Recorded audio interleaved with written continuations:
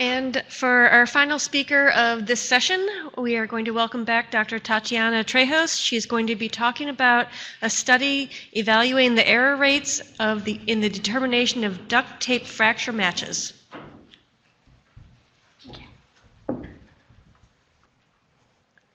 Well, thank you everyone for staying at the end of the session and at the end of the symposium. I'll be talking about the evaluation of error rates in examinations of fracture end matches for duct tapes. So the forensic examination of tapes is valuable in different types of cases like violent crimes, drug trafficking, and of course homeland security threats in explosive devices. The forensic examination of these materials relies on the comparison of a known and a question sample to determine whether or not there is an exclusion or an association or commonality of the source. In some cases, however, even in the absence of a known sample, the forensic examination of tape can provide leading information to the investigators. So the first step in any examination of tapes is the physical examination of features such as color, texture, the backing features, the scream count, the fiber features, and so on. And it's in this particular stage when the analyst will take a look at the known and the question sample to determine whether or not there is a potential of fracture match between end matches, between the ends of the tapes. The physical examination of tape per se, is in particular in the case of duct tape, have been demonstrated by several studies that provide high discriminating features. When the forensic examination of tapes discover a fracture match between two tapes, most of the laboratories will end the analysis there. And the reason for that is because it is assumed that it provides sufficient probative value to infer that the two pieces were once together. However, if not fracture match is determined, then further chemical analysis is conducted to the known and the question sample to further identify if they can be discriminated or otherwise they will be determined to be associated with some source of commonality. So there is not many studies that demonstrate or evaluate the forensic scientific validity of fracture matches. There is one study in 2006 by Bradley et al., where they have sets of hand-torn and scissor-cut samples, and they were analyzed by 4 different forensic examiners, and they reported the percent of correct identification. Several years later, 2010, 2013, there is a series of publications from a group of UC Davis that was funded by the NIJ, and they did an extended study where they evaluated over 2,000 comparison pairs, and they were evaluated by 3 different student researchers. The results that they reported demonstrate that the error rates on those particular sets were relatively low for the determination of a fracture match. So this indicates that the false positive or the chances of finding randomly 2 pieces of tape to have a fracture match when they didn't originate from the same piece is relatively low.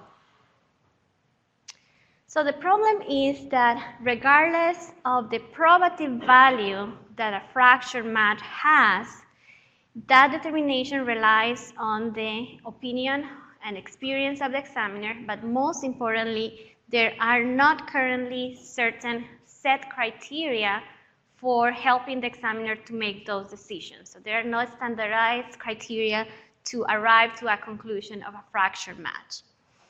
And in my opinion, in the absence of these standard thresholds and evaluation of the accuracy of these determinations, we will be challenging court if we haven't done it yet. So the overall goal of this research project is to create, evaluate a standardized match to non-match criteria for these kind of determinations and assess the validity and accuracy of these determinations.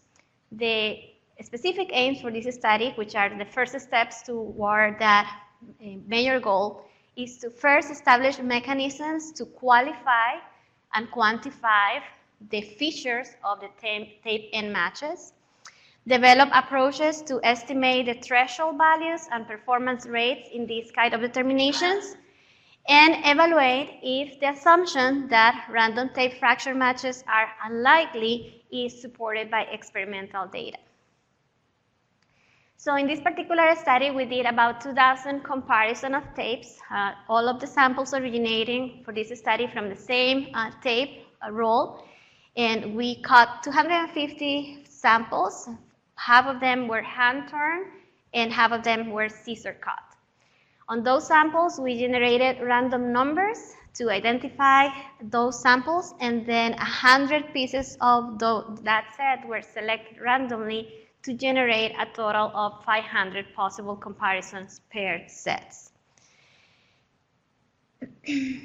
So one of the analysts that was not involved in the examination was in charge of removing the original tape label from the acetate, flipping relabel, so that there was no possibility from the examiners to have bias that, or we always have A with B being the positive comparison. So we try to avoid that by renaming and flipping all the different pieces. And then after that, I provided training to two of my students. They were trained for about a month and a half. After that, they did a blind test for both scissor cut and the hand-torn tapes for a set of 50 samples each. And once they passed that stage, they were given the set of samples, and each of them independently did the analysis and comparison of the fracture matches. So for each comparison tapes, they had the possibility of doing 4 comparisons, A with A prime, A with B prime, B with A prime, or B with B prime. So they recorded the physical characteristics, and then we asked them to document the fracture characteristics. So we asked them to provide a main conclusion and determine whether or not they consider this a match, an inconclusive, or a non-match. But in addition to that, we developed a protocol for them to report a match score from 0 to 100%, and based on that, they provided a qualifier to the characterization, so they classified that into either a strong match, a weak match, inconclusive, a weak non-match, or a strong match. We noticed that for all the samples that were hand-torn, they were 3 patterns that were very reproducible towards the different analyses. So we decided to give them a qualifier and to call them and classify so that we can also evaluate whether or not we observe certain error rates more or less in one of these types of main patterns. So the ones that we call angles were mainly straight third patterns, although not necessarily 90 degrees. Then the second one, we call it wavy, and as the name implied, it has that wavy texture going up and down. And then the ones that have like prominent features, like the one designed here, we call them puzzle-like.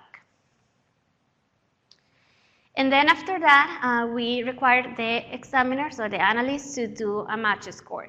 So we initially started with what has been published in the literature, which you can provide a match score based on the relative length of the tape where you find matching characteristics. And we started the analysis in the training doing it that way, but we noticed that there was inconsistency in the percent of match scores that the students were reporting for the training sets. And part of that is because when you do the percent or the relative percent of the length, most of the times you don't have a straight line. You have wavy, you have the puzzle-like. So there was a lot of uncertainty starting with determining what is the length that I'm going to be comparing Q versus the K. So we decided to come up with something very simple, but that helps a lot to improve the consistency between the responses.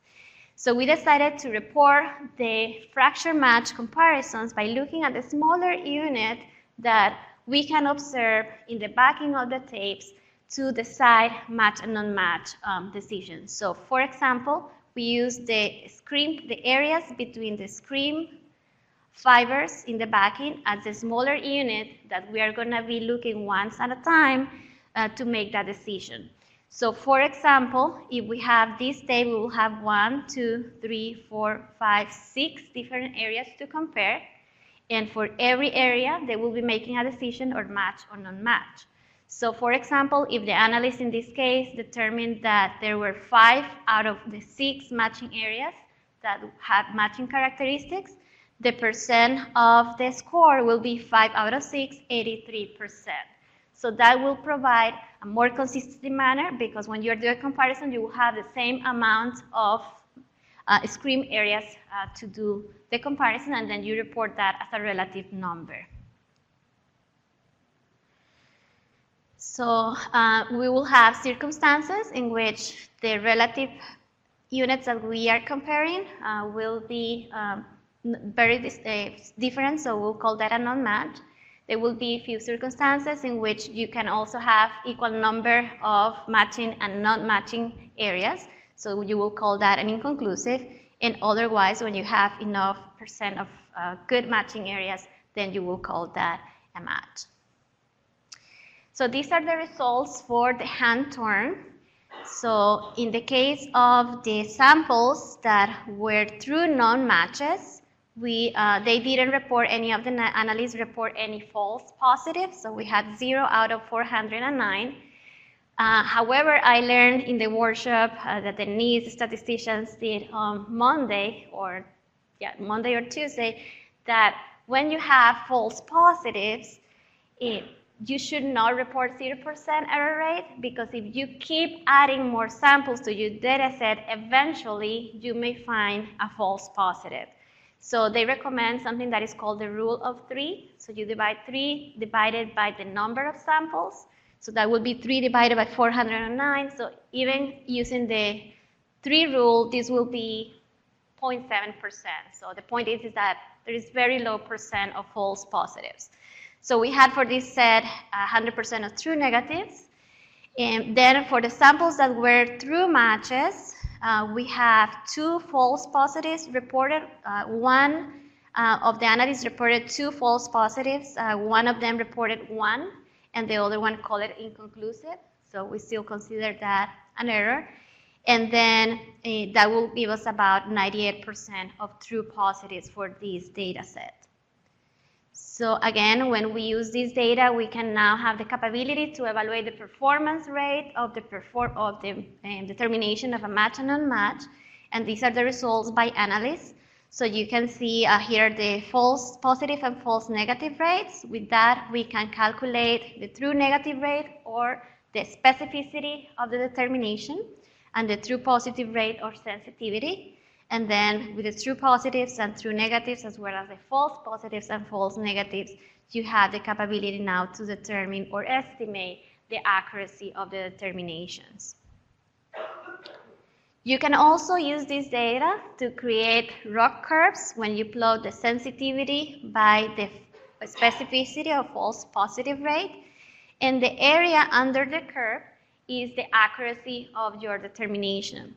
So something interesting to note here is that when compared the accuracy obtained by both analysts, we notice that there is a lot of consistency when we use this simple change in the methodology by using the screen area as the criteria for the decisions.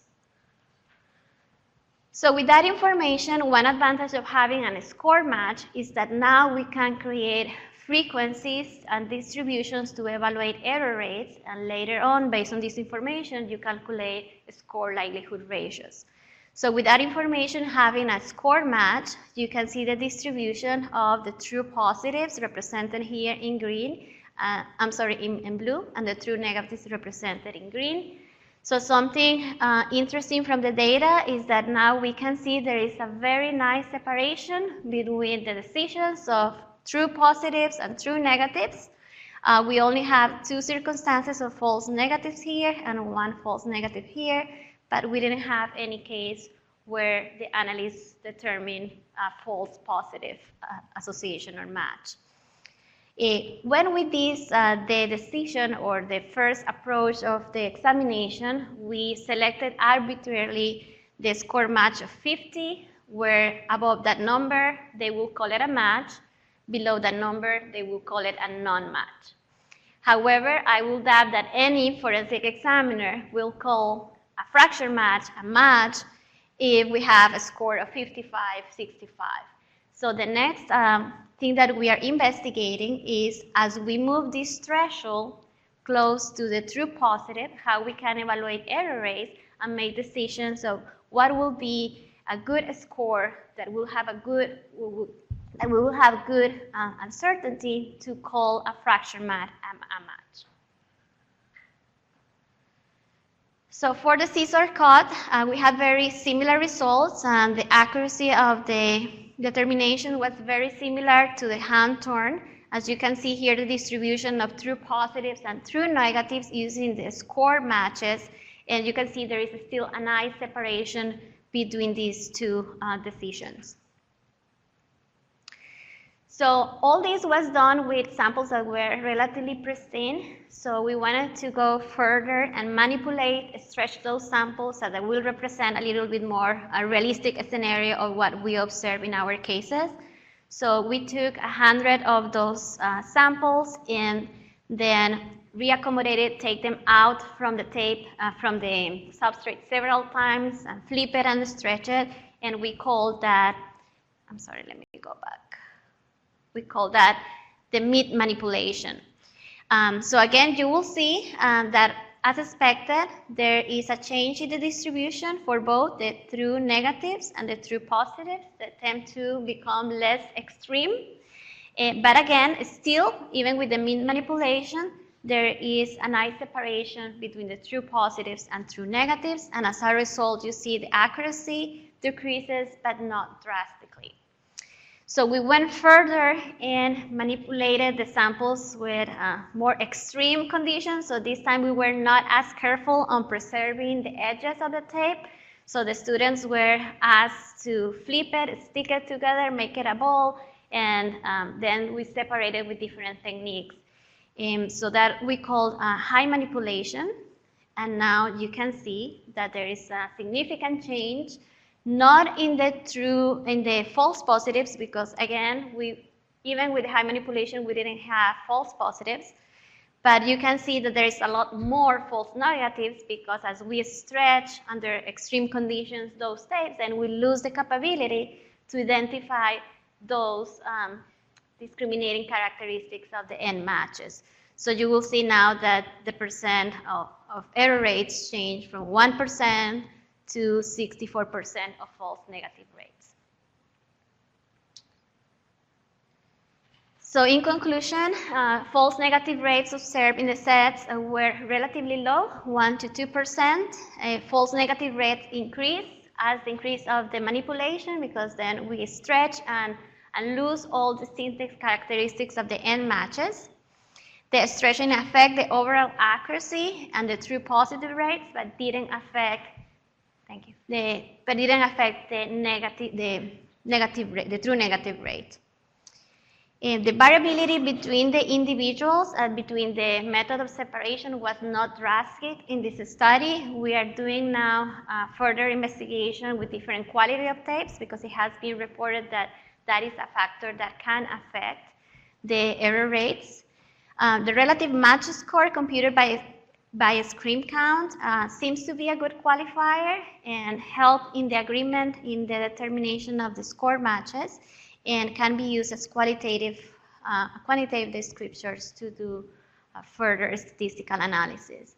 So the next step that we are interested is now to apply these screen count score decisions using the examiners in the field. So if you are interested or know anyone that is interested in collaborating in an interlaboratory study, please contact me. Okay? And I would like to thank Aaron Brake and Corina Menking-Hogat for the help in relabeling and manipulating the samples, and West Virginia Research College Fund for funding. Any questions? Okay, thank you and safe travels.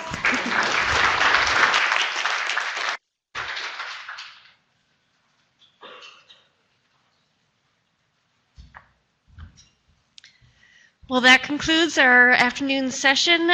We are going to break, and there will be a book signing by the author of the book Unfair, The New Science of Criminal Injustice, and the keynote will be at 3:50. I believe that is going to be in the combined room down the hall. Yes, it is. That's been confirmed. So enjoy your break. Thank you.